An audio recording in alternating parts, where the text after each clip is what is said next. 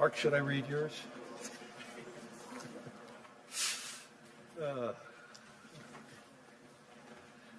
Hi, everyone. It's a great honor for me to introduce Mark Carney, Prime Minister of Canada, along with Gideon Rockman from the Financial Times. Much of the dialogue over the next few days will focus on where the puck is going. You like that, Mark? Okay. Where the puck is going next in the global economy, which makes this a fitting moment to introduce a former hockey player, the Prime Minister of Canada, Mark Carney. The ability to remain calm in fast-moving, high-pressure moments has defined Mark's career. In 2008, he led the Bank of Canada and helped steer his economy through the worst market turmoil in all our lives, in our generation. In the aftermath of Brexit, he became the first non-Brit to serve as a governor of the Bank of England. And last year, he was elected very deservingly as Prime Minister for Canada at what may be one of the most pivotal moments in modern Canadian history.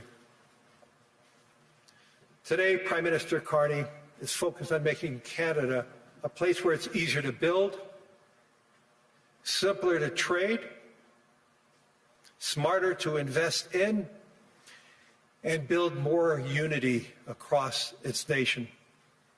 For 41 million Canadians, the world's 10th largest economy, he is a steady and thoughtful leader, and I am proud to call him a friend. Please join me in welcoming Prime Minister of Canada, Mark Carney.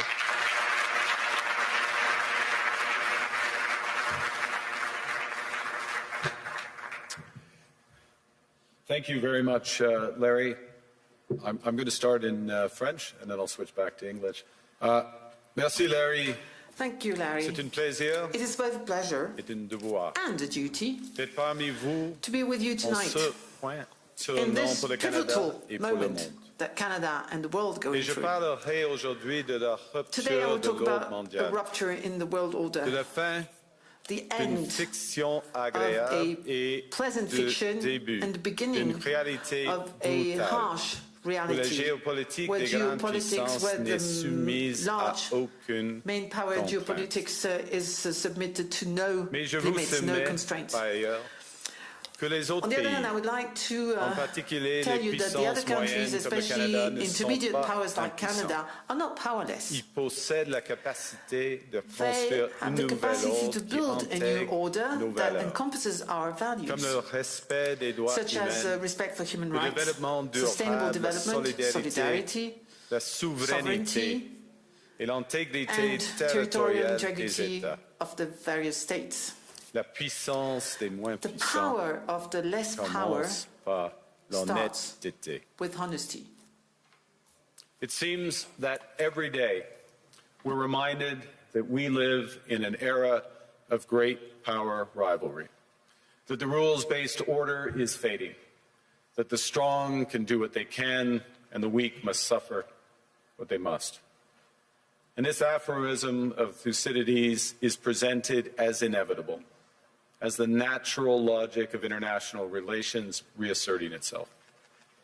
And faced with this logic, there is a strong tendency for countries to go along to get along, to accommodate, to avoid trouble, to hope that compliance will buy safety. Well, it won't. So what are our options? In 1978, the Czech dissident Václav Havel, later president, wrote an essay called The Power of the Powerless. And in it, he asked a simple question: how did the communist system sustain itself? And his answer began with a greengrocer. Every morning, this shopkeeper places a sign in his window: "Workers of the world unite." He doesn't believe it. No one does. But he places the sign anyway to avoid trouble, to signal compliance, to get along. And because every shopkeeper on every street does the same, the system persists. Not through violence alone, but through the participation of ordinary people in rituals they privately know to be false. Havel called this living within a lie. The system's power comes not from its truth, but from everyone's willingness to perform as if it were true. And its fragility comes from the same source. When even one person stops performing, when the greengrocer removes his sign, the illusion begins to crack. Friends, it is time for companies and countries to take their signs down. For decades,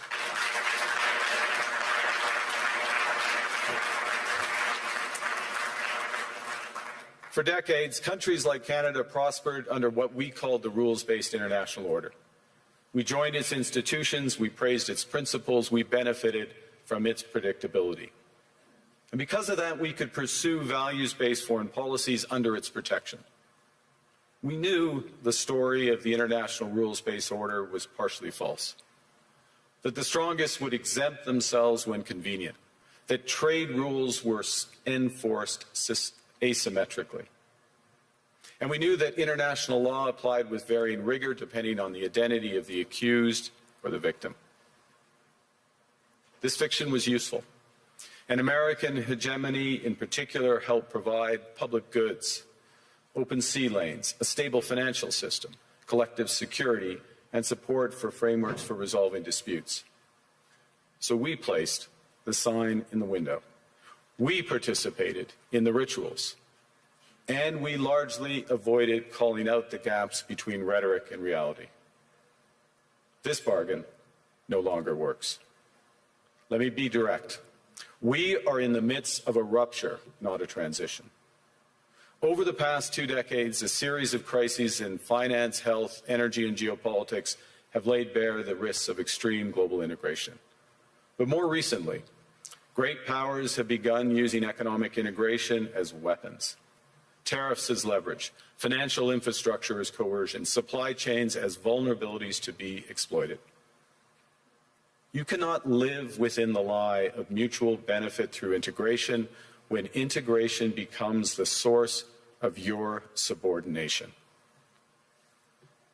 The multilateral institutions on which the middle powers have relied, the WTO, the UN, the COP, the architecture, the very architecture of collective problem solving are under threat.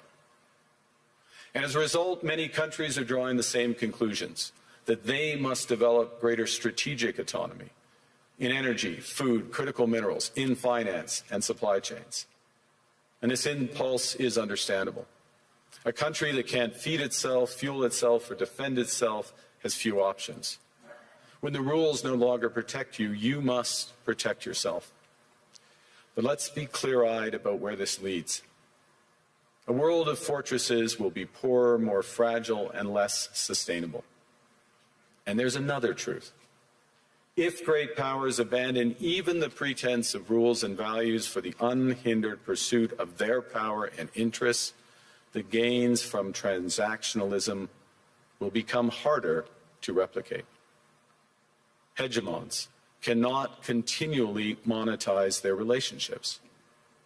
Allies will diversify to hedge against uncertainty. They'll buy insurance, increase options in order to rebuild sovereignty. Sovereignty that was once grounded in rules but will increasingly be anchored in the ability to withstand pressure. This room knows this is classic risk management. Risk management comes at a price. But that cost of strategic autonomy, of sovereignty, can also be shared.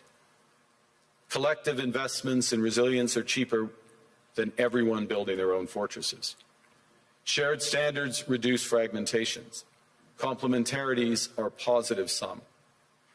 And the question for middle powers like Canada is not whether to adapt to the new reality. We must.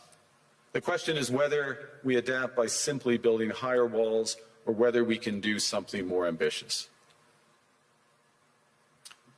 Now, Canada was amongst the first to hear the wake-up call, leading us to fundamentally shift our strategic posture.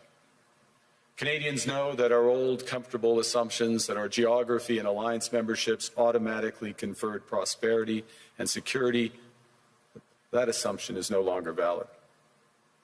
And our new approach rests on what Alexander Stubb, the President of Finland, has termed value-based realism. Or to put another way, we aim to be both principled and pragmatic. Principled in our commitment to fundamental values, sovereignty, territorial integrity, the prohibition of the use of force except when consistent with the UN Charter, and respect for human rights. And pragmatic in recognizing that progress is often incremental, that interests diverge, that not every partner will share all of our values. So we're engaging broadly, strategically, with open eyes. We actively take on the world as it is, not wait around for a world we wish to be. We are calibrating our relationships so their depth reflects our values. And we're prioritizing broad engagement to maximize our influence, given the fluidity of the world at the moment, the risks that this poses, and the stakes for what comes next. And we are no longer just relying on the strength of our values, but also the value of our strength. We are building that strength at home. Since my government took office, we have cut taxes on incomes, on capital gains, and business investment. We have removed all federal barriers to interprovincial trade. We are fast-tracking $1 trillion of investments in energy, AI, critical minerals, new trade corridors, and beyond. We're doubling our defense spending by the end of this decade, and we're doing so in ways that build our domestic industries. And we are rapidly diversifying abroad. We've agreed a comprehensive strategic partnership with the EU, including joining SAFE, the European Defence Procurement Arrangements. We have signed 12 other trade and security deals on 4 continents in 6 months. The past few days, we've concluded new strategic partnerships with China and Qatar. We're negotiating free trade pacts with India, ASEAN, Thailand, Philippines, and Mercosur. We're doing something else. To help solve global problems, we're pursuing variable geometry. In other words, different coalitions for different issues based on common values and interests. So on Ukraine, we're a core member of the Coalition of the Willing and one of the largest per capita contributors to its defense and security. On Arctic sovereignty, we stand firmly with Greenland and Denmark and fully support their unique right to determine Greenland's future.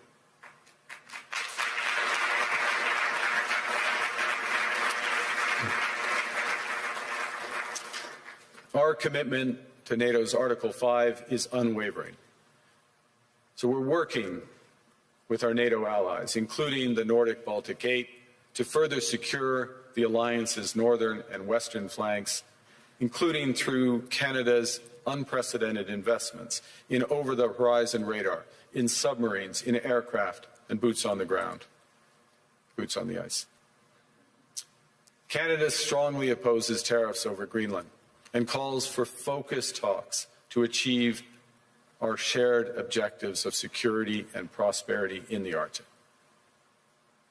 On plurilateral trade, we're championing efforts to build a bridge between the Trans-Pacific Partnership and the European Union, which would create a new trading bloc of 1.5 billion people. On critical minerals, we're forming buyers' clubs anchored in the G7 so that the world can diversify away from concentrated supply. And on AI, we're cooperating with like-minded democracies to ensure that we won't ultimately be forced to choose between hegemons and hyperscalers. This is not naive multilateralism, nor is it relying on their institutions. It's building coalitions that work, issues by issue, with partners who share enough common ground to act together. In some cases, this will be the vast majority of nations. What it's doing is creating a dense web of connections across trade, investment, culture, on which we can draw for future challenges and opportunities. Argue the middle powers must act together because if we're not at the table, we're on the menu. But I'd also say that great powers can afford for now to go it alone. They have the market size, the military capacity, and the leverage to dictate terms. Middle powers do not. But when we only negotiate bilaterally with a hegemon, we negotiate from weakness. We accept what's offered. We compete with each other to be the most accommodating. This is not sovereignty. It's the performance of sovereignty while accepting subordination. In a world of great power rivalry, the countries in between have a choice: compete with each other for favor, or to combine to create a third path with impact. We shouldn't allow the rise of hard power to blind us to the fact that the power of legitimacy, integrity, and rules will remain strong if we choose to wield them together. Which brings me back to Havel. What does it mean for middle powers to live the truth? Well, first, it means naming reality. Stop invoking rules-based international order as though it still functions as advertised. Call it what it is: a system of intensifying great power rivalry where the most powerful pursue their interests using economic integration as coercion. It means acting consistently, applying the same standards to allies and rivals. When middle powers criticize economic intimidation from one direction but stay silent when it comes from another, we are keeping the sign in the window. It means building what we claim to believe in. Rather than waiting for the old order to be restored, it means creating institutions and agreements that function as described. And it means reducing the leverage that enables coercion. That's building a strong domestic economy. It should be every government's immediate priority. And diversification internationally is not just economic prudence, it's a material foundation for honest foreign policy, because countries earn the right to principled stands by reducing their vulnerability to retaliation. So Canada. Canada has what the world wants. We are an energy superpower. We hold vast reserves of critical minerals. We have the most educated population in the world. Our pension funds are amongst the world's largest and most sophisticated investors. In other words, we have capital, talent. We also have a government with immense fiscal capacity to act decisively. And we have the values to which many others aspire. Canada is a pluralistic society that works. Our public square is loud, diverse, and free. Canadians remain committed to sustainability. We are a stable and reliable partner in a world that is anything but. A partner that builds and values relationships for the long term. And we have something else. We have a recognition of what's happening and a determination to act accordingly. We understand that this rupture calls for more than adaptation. It calls for honesty about the world as it is. We are taking the sign out of the window. We know the old order is not coming back. We shouldn't mourn it. Nostalgia is not a strategy.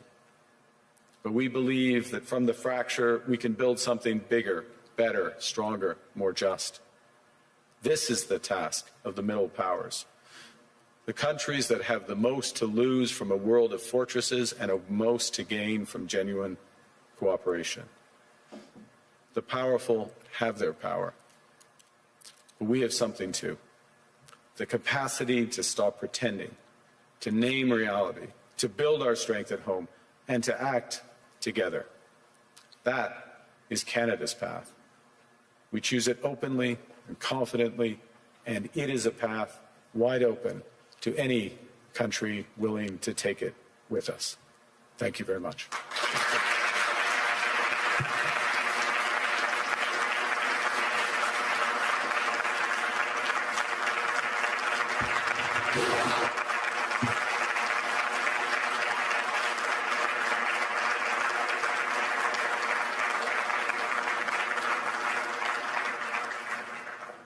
Well, thank you, Prime Minister. I don't think I've seen many standing ovations at Davos, so that was interesting. You said, there was a phrase in your speech where you said sovereignty now is the ability to withstand pressure. Isn't Canada almost uniquely vulnerable to pressure because of the extent of your trade dependence on the United States? Well, the proof is that we have been able to withstand the pressure, and there has been considerable pressure. I'll give you a couple of facts. We've actually created more jobs since the tariffs were put on than the United States in absolute number. Economy is growing at the second fastest rate within the G7. That's not there. There are pockets of extreme pressure, without question, in Canada. But headline, we're reacting. The second thing, and it's a fundamental point, is the recognition that we can give ourselves far more than any foreign country can take away. There's lots of efficiencies in having one Canadian market, the $1 trillion of domestic investment, and building these partnerships abroad, all of which are bigger returns than what's been lost. That's not to say we would rather not lose it, but we can withstand the pressure, and we are. And I was interested that you said basically the old world's not coming back. So you're not seeing this as a period where you just have to get through and normalcy will return. I think that is our view. And we regret it, but we're not going to sit around and mourn it. We're acting. And we're acting in a way, both that's in our interests, but we believe in a way with others that's building imperfectly in steps a new system. I'll give you one example in handback, which is we are members of trade agreements that comprise already 1.4 billion people around the world. So we have the most extensive network. We are trying with others to bring some of those networks together. The most prominent example is the Trans-Pacific Partnership in the EU, acting as a bridge. It's not a direct benefit for Canada, but it is a benefit for Canada that these groups come together. Ngozi is here, consistent with the WTO rules, both of which are. And in that way, we're building back out amongst willing partners. And you talked about the need not to put the sign in the window anymore, to pretend that things are still the same. Do you think, to put it directly, that the NATO alliance is still doing that, still pretending it's the old transatlantic partnership, when it's really kind of going? Well, I think clearly NATO is experiencing a test right now, and the first response to that test has to be to respond in a way that ensures the security of the Arctic in a robust way for all possibilities. This is actually a point that we have been making in recent years. It's a point that I made at the NATO summit back in June, which seemed like a pledging summit, but also was to get NATO policies in the right direction. So I think in the immediate term, one of the imperatives is to reinforce things that Canada is doing, Nordic Baltic 8 are doing, the UK are doing, other NATO partners, France included, in a comprehensive way that provides much greater security in the Arctic. This is the test, and so I wouldn't say the NATO sign stays in the window, but we've got to meet the moment of that. You also, a big theme of your speech was the need for middle powers to work together. Yeah. But you've just been to the other great power, to China. And I think people are very intrigued by seeing that meeting. Mm. And some people say, kind of, that's a mistake, really, because you're going to make yourself more dependent on China. They're not that benign either. The US will be very annoyed. What's the defense of what you're doing, and what do you hope to get out of it? Well, the first thing is to say it's not a defense. It's building out. It's something positive as opposed to against. We're for something as opposed to being against. The second is, there are very clear guardrails in that relationship. I spoke of calibration of relationships in my remarks. That's what I mean by it. But within those clear guardrails are huge opportunities in energy, both clean and conventional, obviously in motor vehicles, in agriculture, in financial services, all of which is mutually beneficial. So it's additive. And look, it's the second largest economy, and it's our second largest trading partner. We should have a strategic partnership with them. Within those guardrails, and that's what we've achieved. And it is an interesting reversal, though, because I think certainly during the Biden administration, there was this sense that the Western world was trying to decouple from China, or de-risk at least, yeah. And is now in this new world, that really going to go into reverse, and de-risking from China because there are other risks is less of a thing. You need, again, many in this room, this is their livelihood, you need a web of connections. And to miss out in that web some of the largest ones, United States, we already have that, China, India, Mercosur, European Union, that's a mistake. That's not managing your relationships properly. That makes you stronger, makes you more resilient. And then on top of that, I'll give you again, I'll appeal since it's in the headlines to the Nordics. Nordics plus Canada, it's 20% of global GDP. It's not the first thing people would realize. But that relationship, which is deepening for security reasons, because we're like-minded, those are the types of partnerships that I think we'll see more of. And you got a round of applause when you said something strong about standing on principle on Greenland. Do you think we can find an off-ramp on that? I mean, I'm sure you'll speak of it, but put it this way, if there isn't an off-ramp, where does this go?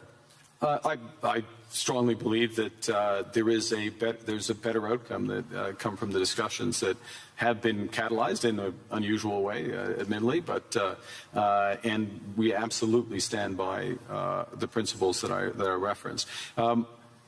That solution starts with security, and a security, yes, of Greenland, but more broadly of the Arctic.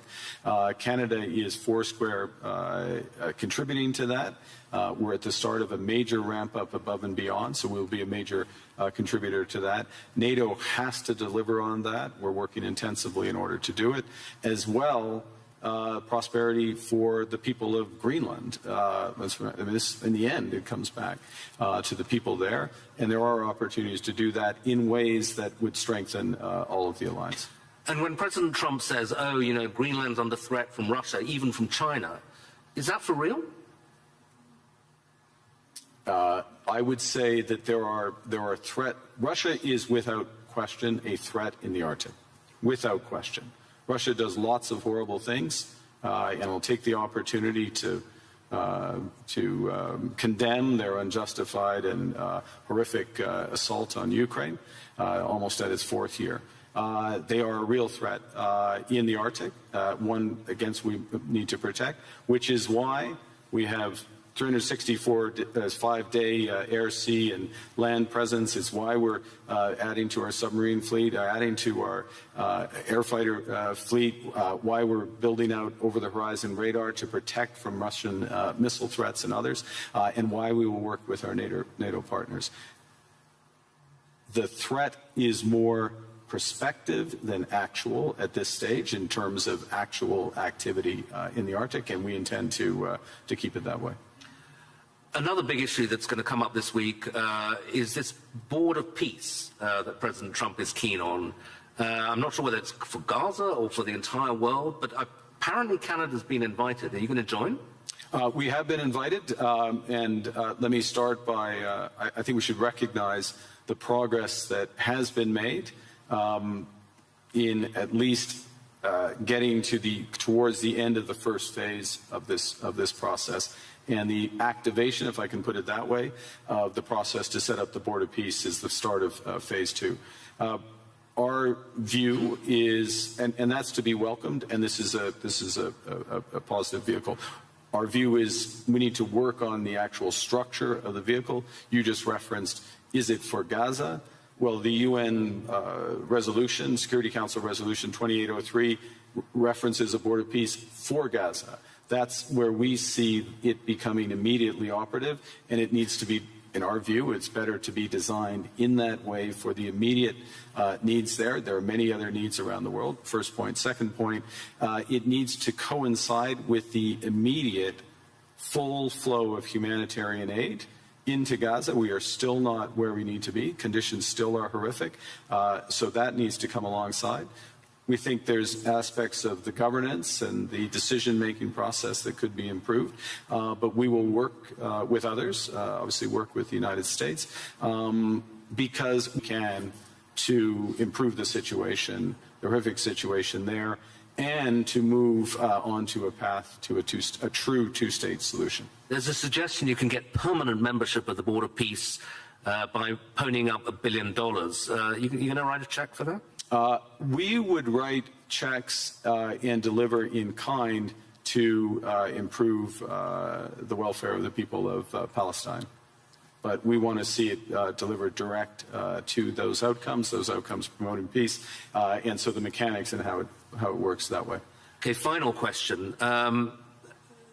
President Trump and a lot of people who agree with him condemn globalism a lot. And I suspect, you would be the kind of epitome of a globalist. You worked for Goldman Sachs, I believe. You were a central banker. You're comfortable and lived in several countries. Is globalism, first of all, is it a thing, and is it over? I think, well, look, understanding how the world works, having an appreciation for other cultures, understanding the connections, and being able to, or at least appreciating ways that how we connect, whether it's through technology, trade, investment, culture, can enrich our lives, and that's a good thing, and also help solve problems. Being detached from where you live and the broader needs of society, there is an epithet for that. I don't know that the G word is the one. There's certainly what we're finding, and to go back to the points I was making, is that there are a number of like-minded countries that want to work through partnership to achieve those goals for their citizens and for the world more broadly. The call is for more to recognize what's really going on right now, and to pool their resources to the benefit of citizens. So it won't be global, it won't cover the globe, but it will be more powerful. Okay, Prime Minister, thank you very much indeed.